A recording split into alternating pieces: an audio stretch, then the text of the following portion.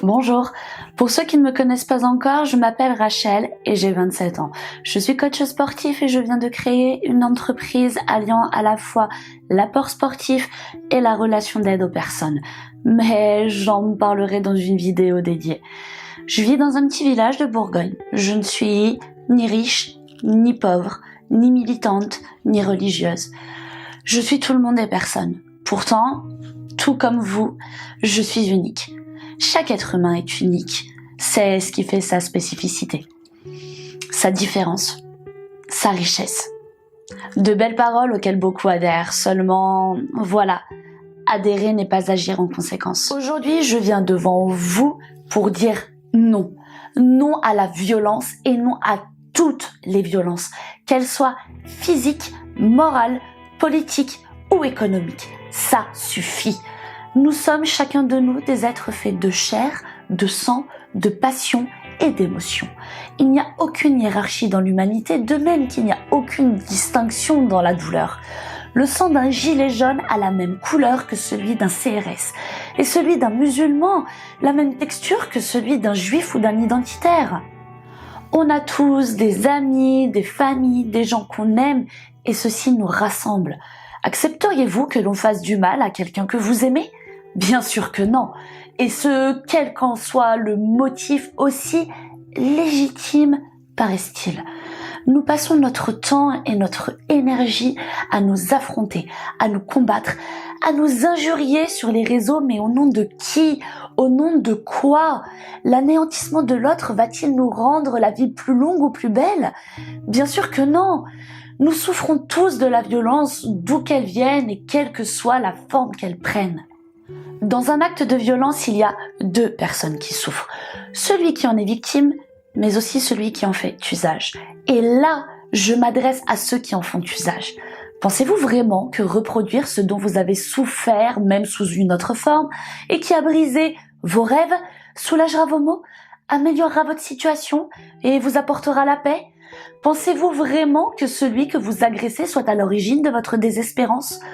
Ne croyez-vous pas que remonter à la source de tout ça et essayer de corriger la situation tant qu'il en est temps ne serait pas plus constructif ? Là où la violence ne fait que détruire le dialogue construit, la violence n'est que l'échec de l'écoute, du respect, de la fraternité et donc en substance du vivre ensemble. Nous ne sommes que des locataires à bail précaire d'une planète moribonde qui souffre, qui se déchire, qui agonise, qui hurle ses fractures sur les réseaux sociaux et les chaînes en continu. Je suis fatiguée de ne lire que haine, petitesse, rejet de l'autre et mépris de la dignité et de la vie.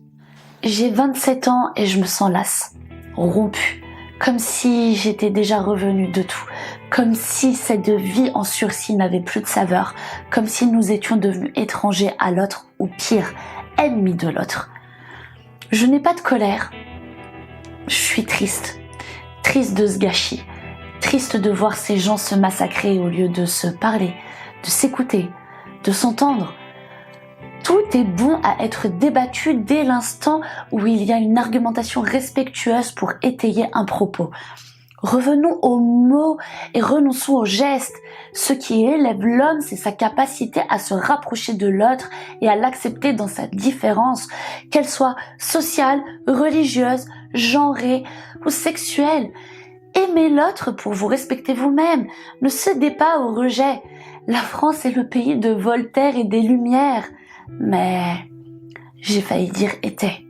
Ne pensez-vous pas qu'il serait temps de s'ouvrir aux autres ?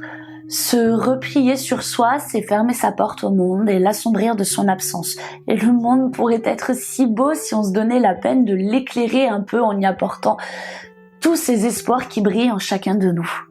J'ignore encore combien de gens regarderont cette vidéo, mais qu'importe, même si un seul d'entre vous hésite à lever le poing sur sa femme, son enfant, un membre des forces de l'ordre ou quelqu'un qui ne partage pas les mêmes convictions politiques, religieuses ou qui n'a pas la même orientation amoureuse, alors je n'aurai pas perdu mon temps. À vous de décider si vous voulez perdre le vôtre en reproduisant ce que vous avez subi, parce que non, On ne naît pas violent, on le devient. Ou si vous choisissez la vie parce qu'elle est belle, parce qu'elle est courte, et parce que vous êtes libre de ne pas demeurer prisonnier de vos blessures et de devenir meilleur pour vous et pour autrui. Merci de m'avoir écouté. À vous de voir si vous devez partager, à vous de voir si ça en vaut la peine. Mais une chose est sûre, n'oubliez pas, stop à la violence.